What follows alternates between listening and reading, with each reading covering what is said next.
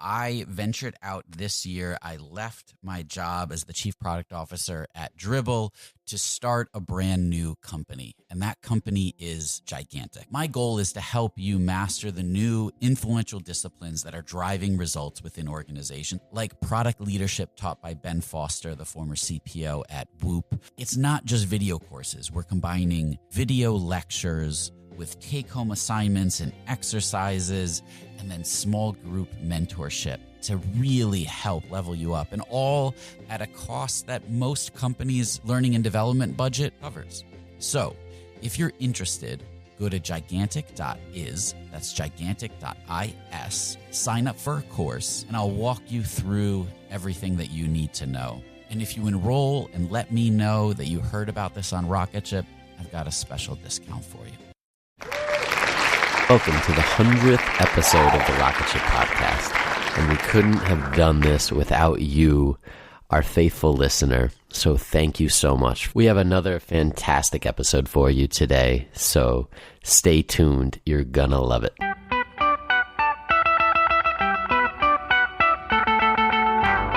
Welcome to the Rocketship podcast. I'm Michael Sacca. I'm Joelle Steiniger. And I'm Matt Goldman. Today we talked with Steli Efti, founder of Close.io.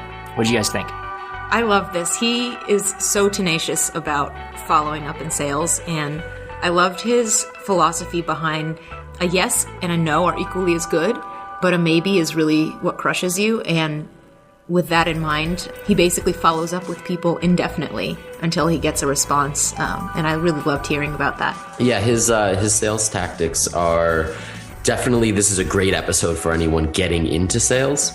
And he gives us some actual tactics. He gives us some philosophy, some of getting over the fear. He really covers the gamut of what holds people back from sales and tries to get them out into the field and selling, because that's pretty much the lifeblood of your startup. So yeah, let's get into it. Before we get started, we'd like to take a moment to thank our sponsors. Hover takes all the hassle and friction out of registering your next domain name.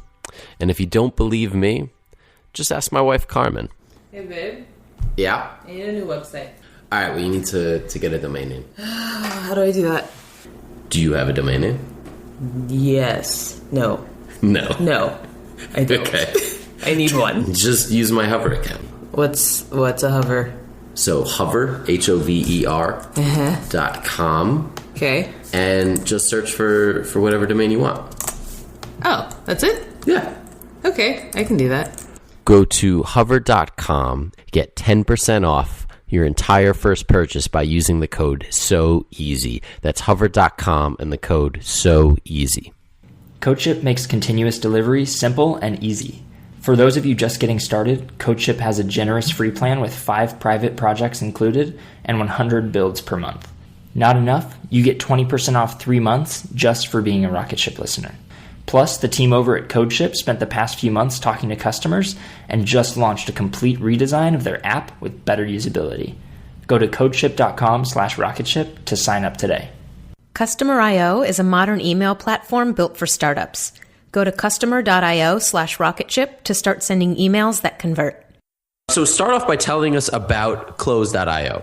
So Close.io is a modern CRM. We like to call it sales communication software because we truly believe that sales at its core is about communication, result-driven communication. So instead of building kind of a database, which is how most CRMs out there function, and people that are doing sales or people that are running a startup have to constantly go back to that database and do manual data entry, we build a product that allowed you to communicate more and communicate more effectively, and that automatically tracked all that communication and did all the manual data entry for you. So it's an inside sales tool. If you sell through emails and calls, then Closer is definitely something you want to check out, and it might bring your game to the next level.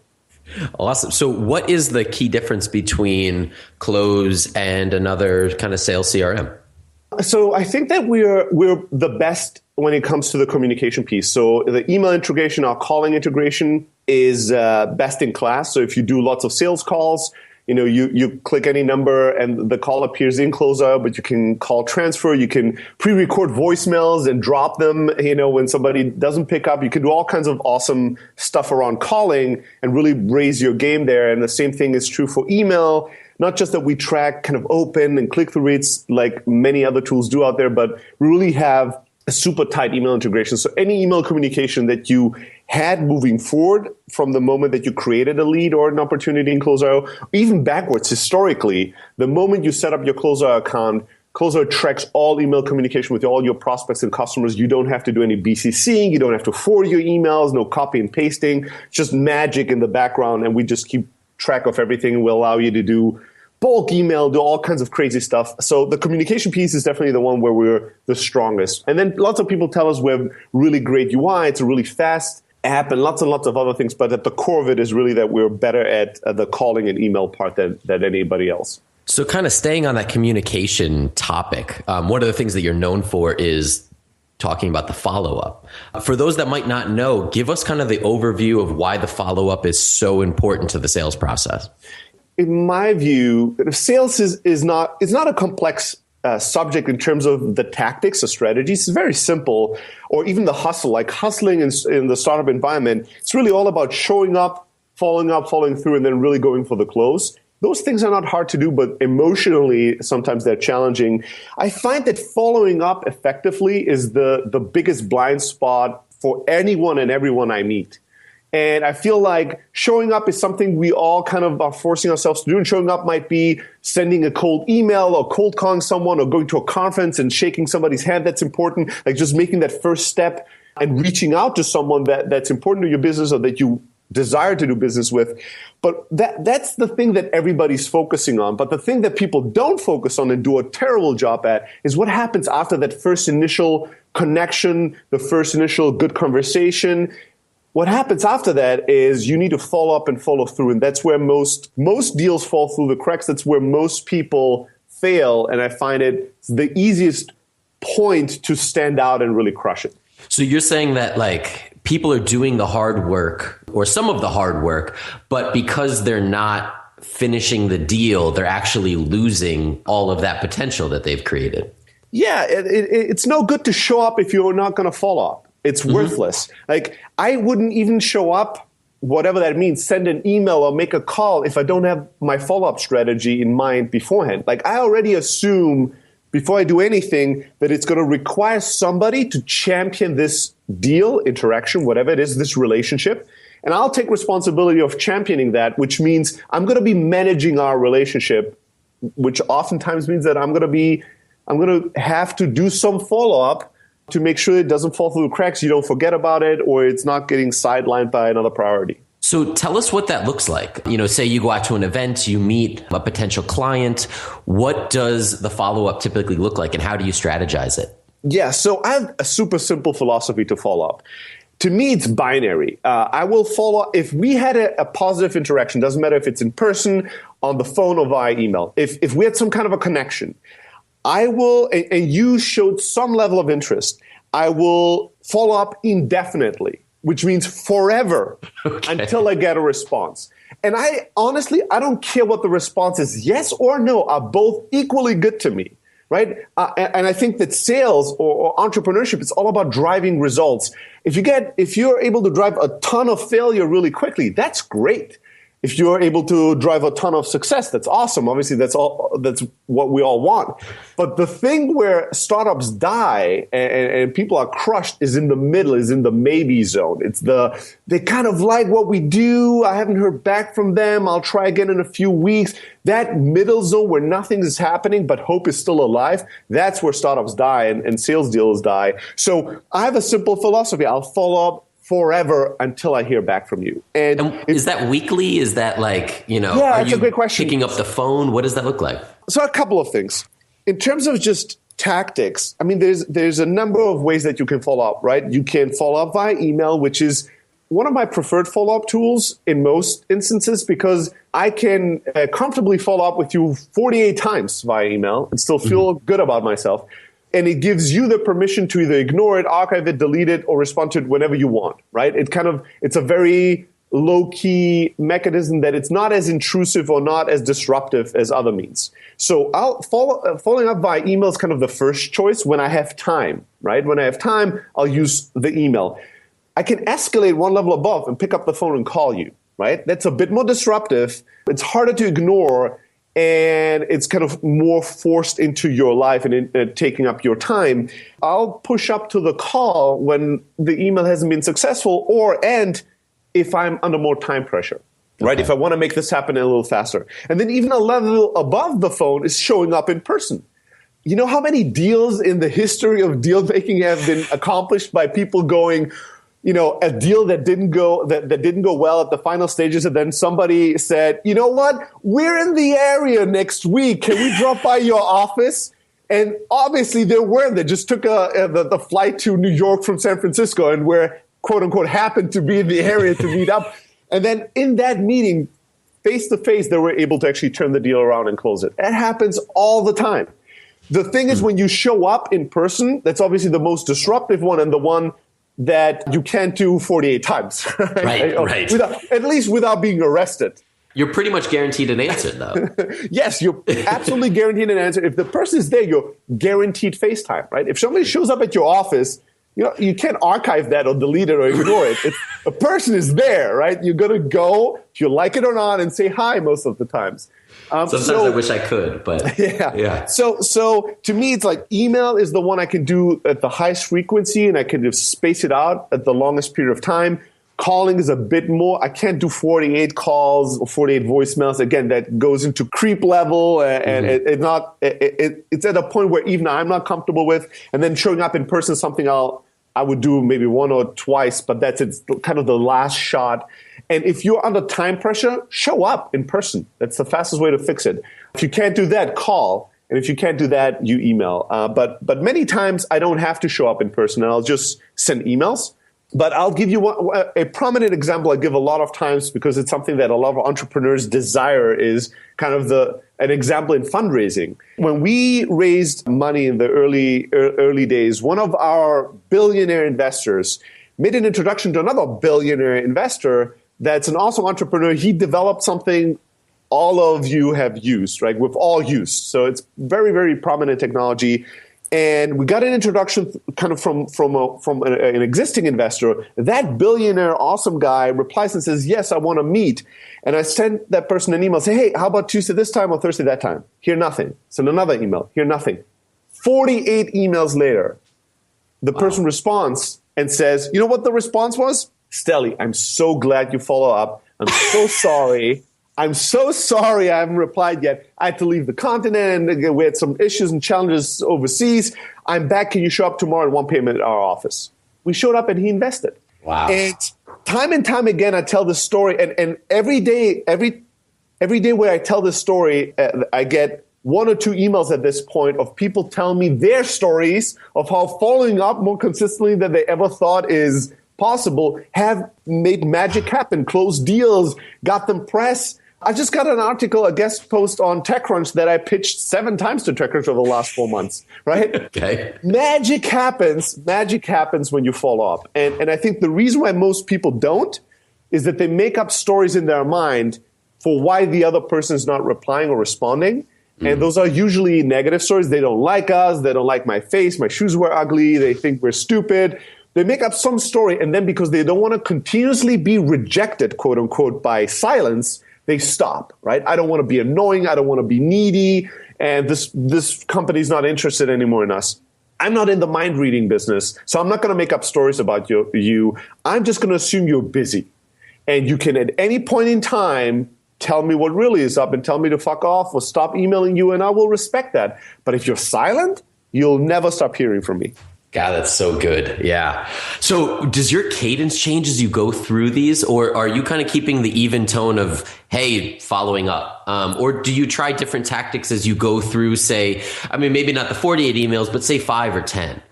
Honestly, I don't think it matters that much. If everyone who listens to this could just start following up 3 times as much as they usually would, the world will be a better place and these companies will be more successful.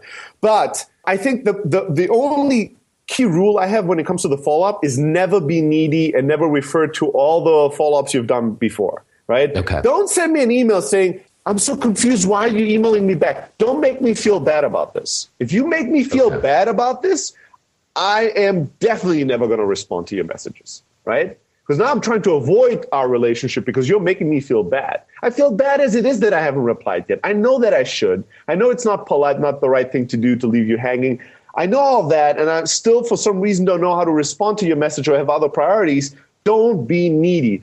Sometimes some people send me a message on Facebook or LinkedIn, and I hate those inboxes because I have a hard time enough to manage my main inbox. Yeah. And then they send me a LinkedIn message, and literally 4 hours later, they'll send me an angry message that I haven't replied yet to their original message. Give me a fucking break. Like, I have other stuff to do. At that point, I'm not like, oh, I appreciate the follow-up. I'm saying this person is somebody I don't want to have a relationship with. Too needy, not reasonable. Like, let's not even get into this. So don't be needy. My 40th email with that investor actually was completely unimaginative with that investor follow-up. Here's how every follow-up email sounded like from me in one way or another. It was basically, hey, blah, another beautiful day in paradise. The latest great news about us is that we got this press article. Can we meet this Friday at this time? The next email would be, hey, another beautiful day in paradise. We just launched this big new feature. Can you do any day this week or weekend? I want to meet. The next email would be, hey, how about Friday or Saturday? That was it. Like, that's it, right? Now, recently I met some cool guys, and I'm gonna blog about this maybe before the podcast comes out, so we're gonna link up to it. But sure. I saw some guys do really cool shit with like humor and follow up, right? Where they would, and if you search for this, you'll find it. And I'm gonna start using this. If you go to Google and you search for Cookie Monster waiting GIF, you'll find a GIF of like the Cookie Monster, like sitting there and like, I don't even know how to describe it in English, when you do the finger movement that you're waiting on the desk, right? And you're like, what the fuck, I'm waiting. And then the Cookie Monster looks at this watch. It's basically waiting for a response. And it's like a really cool, nice, funny GIF. And I heard from one guy where when they send out emails and they didn't hear back after the second or third email, they would just send that Cookie Monster as a GIF in email. Basically saying, what's up, dude? You know, I'm still waiting. Am I going to hear something back from you? And the reply rates were really great. So they started using just humor. I had the same guy that taught me this is trying to sell me something because I want to see if they're really good at follow-up. I've been ignoring him for a little while. and then he's like, hey, Steli, I thought I'll send you a little video that I just made for you. And I click on the video, and at the beginning, it's just him, and he's like, hey, Steli, I just wanted to say, let's make this happen, and blah, blah, blah, come on, blah, blah, blah. And I'm like, oh, it's cool that he made a video, but this is not that funny. And his business is selling you funny. So no, it's not that funny. And all of a sudden, at the end of the video, there's like two dudes showing up left and right with like a guitar and a mic, and they start singing the follow-up song, you know, and they're doing a whole thing. It's funny. And I'm like, I wonder if this is a template. Did they make this song? And then they just record the first part that mentions my name. And then half of the song, they start mentioning my name in the song. I'm like, holy shit, they just did this whole thing just for me. Wow. All right. And it was funny. It was nice. It was unexpected. It was awesome. You can do these things. You can use like a Cookie Monster waiting, some GIFs, some humor, or even make a video like those guys did. Awesome, right? That's awesome. That's kind of elevating you to the next level. You make people laugh. It's going to be harder to be ignored, right? And you're providing a little value to them through that email by making their day better or just putting a smile on their face. But you don't have to be that awesome, amazing. It can just be as dry and clean as, hey, I want to talk. When can we do it this week? Let's talk a little bit about like sometimes what's in the, like, what's the meat of that email, especially in like say SaaS sales, right? Yep. How much of the product do you put in? How much kind of mystery do you leave? Do you have any strategies around that? I'm a big believer of two formats in email, either very short or very long. So, you know, the long sales copy, there's a lot of material out there and information out there about why long sales copy can really work well. But for the initial conversations, for the first kind of emails, I would keep things as short as possible because short means you respect my time and yours. The easiest and fastest way for you to be ignored by me and for you to not have me read your email is to send me a first email that's very long. If I open an email from somebody I don't know and it is super long, I archive immediately. I'm like, you don't respect my time, I'm not going to respect yours. I can't read all this shit right now. I don't even know who you are. So at the beginning, I would keep things shorter than you want. People are like, how short? How many sentences? How many words? I don't know, but just take what you have right now, divide it by 2. You're probably at a good place, of improvement. Mm-hmm. I think that the other thing that people forget is that to me at least, philosophically, the way I think about this is that every sentence in an email it needs to sell me on the value of keep reading the next sentence. Like when I read an email, every sentence that you write needs to pitch me and sell me effectively on, I should keep reading this, right? So a lot of times people bury the best part at the end of the email. It's a bad idea, right? Give it to me early. Don't bury the lead. Tell me, if you just work with my biggest competitor and had amazing success, or if you had something that just such strong social proof that I will give you my time, don't put it at the end of the email. Put it at the beginning, right? Don't give me 3 or 4 sentences of generalities where I still don't know who you are and what you do. Like, I'm not going to keep reading this. Hey, we work innovative way with lots of great companies and we're making big improvements in the way that they increase revenue and decrease their cost. Archived, right? That's it. I'm not keep reading because you wasted a whole sentence of my life telling me nothing. Right? Nothing. I know nothing. I know nothing more from you than I did when I didn't read your email. So those are things that are important to me. And then once in a while, what you can do is, we do this. We send drip emails. We use the awesome guys from Customer.io for that. And one of the emails when people sign up for a trial for Close.io, one of the emails people get, after a few days is an email from me that's like, hey, an email from the founder. And it's the history and story behind our company. It's a very long email, but it's written what people tell us in a very compelling way. It's easy to read because it's more of a story and kind of draws you in. And towards the end of that email, if you are a qualified buyer, you want to buy more than before. And if you're not, I'm telling you all the reasons why you shouldn't buy. So that's a very, very effective email for us. And it's a long one. But first, the first emails you get from us is hey, I'm your account manager. Let's jump on a call and see how we can help you get the most out of your trial. Simple, short, right? And this is more inbound than outbound, but just to give you an idea. One more thing that I want to highlight is a tactic. If you don't want to follow up indefinitely, or in some cases it makes no sense, right? When you have thousands of inbound leads, you might set up drips, but you might want to not set up drips where you send 50 emails over 2 months or something. So one really successful format that lots of companies that are crushing it are using is what I call the quote-unquote breakup email, where basically you're telling somebody, hey, and the subject line could be something like "Goodbye from Steli," right? And you open the email and it says, dude, like, Matt, I've been following up with you, trying to reach you for the last 2 months. Obviously, right now, for one reason or another, that hasn't happened. I'm going to take you off my list, so you will never, ever hear from me again. But here's all my contact information. At any point in time when you're ready to talk, I'm excited. Goodbye. Right? And that email is super effective. When you take something away from people, you make it more desirable. And 2 examples, HubSpot, if you sign up for a 30-day trial, the sales rep will send you that email after a bunch of attempts of reaching you. And even Trunk Club, which is a B2C company, will do the same thing. They'll try to reach you a bunch of times, their reps, and if they can't get hold of you and if you don't reply to any email, they'll send you a goodbye email. And those emails have the highest reply rates because people are like, no, I'm interested. Don't take me off your list. Let's chat. Don't take this away from me. So that's also a cool email that can be really effective. So before someone signs up for Close, what's an example of the first email that they get from you? Someone that you're reaching out to.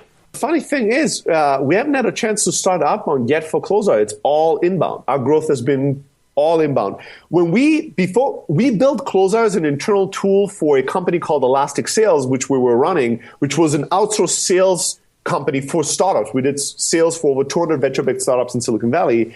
And we built Closer as an internal tool, our secret sauce, and eventually the software got so good that we released it and it became so much bigger than the other business that's what we're fully focused on. But with Elastic Sales, we did almost only outbound sales. With Close.io, we're probably going to start the outbound sales machine this year sometime. But for the past 2 years since we launched, inbound has been growing so fast for us, it has been so successful that we weren't even able to start. We haven't done any outbound yet for Close.io. Wow. So what kind of inbound are you guys doing? Well, how we're generating inbound leads, it's the 2 sources. One is word of mouth, which is a very, very big point for us. And the other one is our content marketing. So if you go to blog.close.io, you'll see our blog. We post about 3 blog posts a week, every week. Lots of those posts also have a video, and they're very, very technical sales hacks, sales philosophies, specifically for new businesses, entrepreneurial sales and startup sales. So we get a lot of our inbound leads through the blog. We have a YouTube channel. We have a book out there. We do lots of webinars. I do a lot of conference speaking, podcasts, awesome podcasts like this one. So we believe that we know more about sales than any one of our competitors. So we can't outspend them, but we can outteach them, and that's what has been very successful for us so far. That's incredible. So then people enter into the trial, and the first emails they get are the drip emails that are coming from you guys. Yeah, people get a lot of emails from us when they're in the trial, but most of them are very, very valuable. But yeah, when somebody signs up for Closeio, they'll get an email from their account rep. They'll get a 5-part kind of how-to guide email during the same time. They'll get an email from me as a founder. They'll get multiple emails, depending on what their interaction with us is. The highest quality leads we will try to call within 5 minutes of them signing up, because that's where you get the highest reach rate, right? So if you call somebody within 5 minutes of sign up, your chances of reaching them and having a conversation is like 100 times higher. And some professor actually tested this. There's some research on this online. Is 100 times higher than if you call them 3 hours later or a day later. So with our highest quality leads, we try to call them really early on, and we communicate a lot. We over-communicate as much as humanly possible, and that helps us have very, very successful conversion rates from sign up to closes, and running this business at a very successful growth rate. And do you ask for the phone number when people sign up? Yeah, it is required to give us a phone number. The other cool thing about us is that in Closeio, because we're VoIP and calling very tightly integrated in our product, we actually give you a phone number with your account. So you can make outbound calls with Closeio and receive inbound calls with Closeio. So the cool thing is that we have a phone number from you, but we also have your Closeio number. So we can call, if you're in the software, we can call you. We know the number that we gave you, and we can call you right in there. And one thing that we do that's automated, for instance, is also that so we have a 14-day free trial, and on day 7, people will get an automated voicemail from me in their Closeio number, because if we call their real number, they might pick up, right? So we couldn't fully automate this. But what they do is, what you do is after 7 days, you'll get an email from Closeio that says, "Hey, Matt, you have a voicemail from this specific lead. Click here, and Closeio will load, and you'll be able to listen to your voicemail. And when you click on it, it's a voicemail from me, and the lead is our company in your system. And I'll say, "Hey, Matt, I'm not going to say the name, but I'll say, hey, excited to have you guys on board. It's the first week. Congrats. Let me know if there's anything you can do. You can call me back at this number or reach us at any time." And people consistently reply to that voicemail, either by being amazed that the founder is calling them and leaving them a voicemail, or, which is so cool, a good portion of our customers, because they're really smart and sophisticated when it comes to these marketing and sales tactics, they'll reply to that voicemail email and say, "This is an awesome automated voicemail. Props for you guys to make this. Let me ask," and then they'll say, "Hey, I totally realize that this is not personal, but this is an automated thing, but I think it's awesome. And now my question, whatever, can you guys help us with this and this?" And then they start engaging with us. So yeah, we ask for a phone number, but we also give our leads, our signups, dedicated phone number, and kind of ways to approach them and reach them. That's so cool. It's so easy to detect the fake stuff sometimes, but I totally know what you're talking about when you get something from a company like Close.io or Customer.io, where they're using the product in a clever way, and because you're trying to find a way to use the product similarly, you respect it. Yeah. And at the end of the day, you know that you can reply and talk to the founder, even if the first outreach was automated. I have yet to find somebody being offended by this. Like, you are, supposedly reaching out to me personally, but you didn't. I'm deeply offended. I haven't had a single case, and we've sent thousands and thousands and thousands and thousands of these, and it's such high volume over 2 years. Either people ignore it like they do most of the things, or they think it's personal, which blows their mind, or they realize it's not, which blows their mind because they want to do it too. They're like, "This is such great marketing and sales. I want to do this too." That's great. Well, thanks so much for coming on today. Can you let everyone know how they can keep up with you online? Well, if you want to talk to me, get help or advice, just send me an email at Steli, Steli, @close.io. The best place to get most of our content is just subscribe to the blog. Go to blog.close.io. And if you're into Twitter and want to interact there, you can just do @Steli. Always happy to hear from people. Always happy to help in any way possible to make others more successful. Great. Thank you so much. Thanks, guys. This was so much fun. Thanks for listening to this episode of the Rocketship podcast. If you enjoyed it, we have tons of other awesome episodes on our website. Check them out, rocketship.fm. And while you're there, make sure you sign up for our newsletter. We're twice monthly. We send out actionable advice for entrepreneurs and exclusive links to AMAs with our guests. That's rocketship.fm. Sign up today.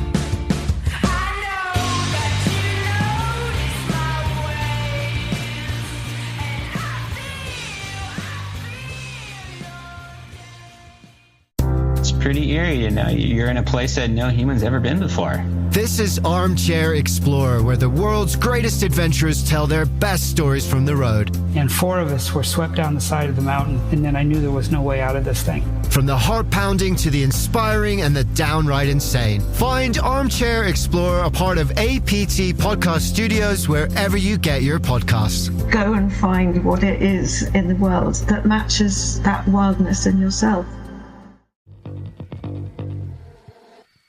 Hey, my name is Lovan Rumpf, and I've been working my ass off as a celebrity stylist by day and a podcast host by night. At the Low Life Podcast, it's all about keeping it real. We're talking fashion, beauty, to religion, sex, drugs, mental health. I mean, there's no topic off limits here, and vulnerability is mandatory. You can find my podcast, The Low Life, that's L-O, no W, everywhere and anywhere you listen to your podcasts. New episodes are out every Thursday. We'll see you then.